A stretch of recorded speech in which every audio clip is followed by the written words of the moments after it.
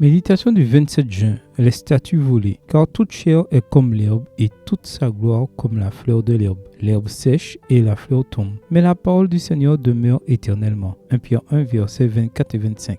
Après la Seconde Guerre mondiale, la France a nommé une commission qui se chargeait de restituer au pays toutes les statues que l'ennemi avait volées, en attendant que leurs propriétaires les récupèrent. Par centaines, ces statues ont été amenées à Paris puis stockées. Parmi elles se trouvaient des statues de poètes, de professeurs, d'hommes politiques, de généraux et de philosophes célèbres. Il est surprenant que des vingtaines de statues n'aient jamais été réclamées. Nombre d'entre elles n'ont même pas pu être identifiées. Un ministre français des Affaires étrangères a déclaré « Personne n'en veut. Peut-être a-t-on appelé les petits-enfants dans les classes il y a de cela 40 ou 50 ans pour chanter lors de l'inauguration de ces statues. Peut-être le préfet a-t-il fait son discours. » Aujourd'hui, personne ne se souvient des noms de ces individus. Bien des années avant cela, Salomon avait dit « On n'a point souvenir du passé, et ce qui arrivera dans l'avenir ne laissera pas de souvenir chez ceux qui viendront dans la suite. » Ecclésiaste 1, verset 11. « Vanité des vanités, dit l'Ecclésiaste, vanité des vanités, tout est vanité. » Verset 2. Et l'apôtre Pierre a comparé la gloire terrestre à la fleur de l'herbe qui sèche et tombe. Mais tout ne fleurit pas momentanément. La parole du Seigneur demeure éternellement.